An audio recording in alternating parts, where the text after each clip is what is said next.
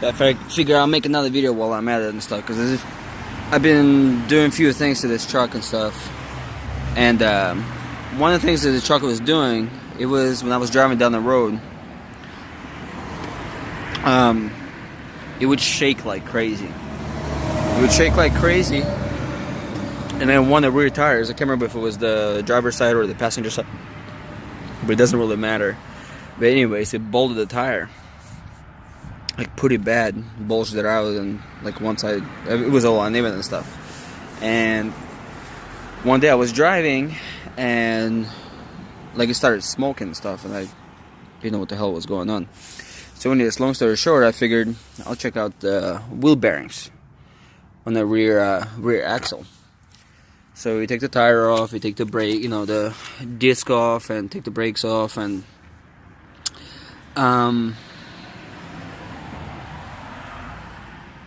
can't remember.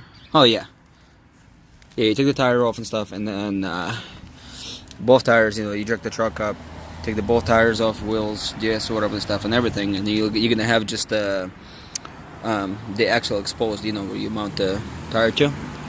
Anyways, and then you take off this cap right here. Anyways, there's like 12 bolts, or 12 bolts, I think. Anyways, take it off and stuff, and then you have two axles coming in, and then you have a pin. It's like a locking pin, and then you have two gears, like two smaller gears, like they're about big or whatever.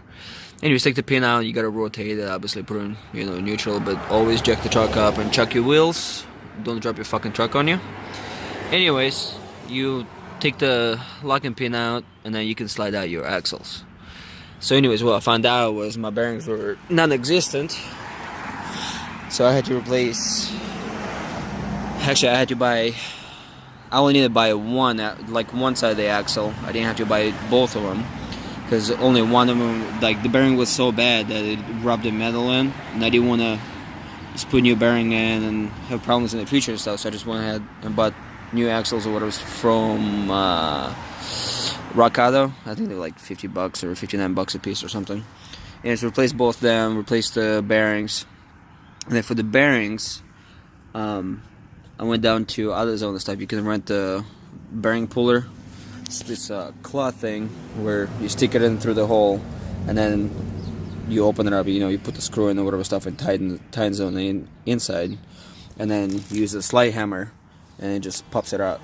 And then the new ones, you want to push them in and stuff, but you don't want to hammer on them.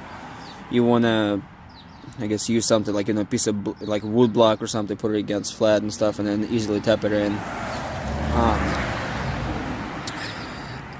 Anywho, so yeah, that's for the really bad shake.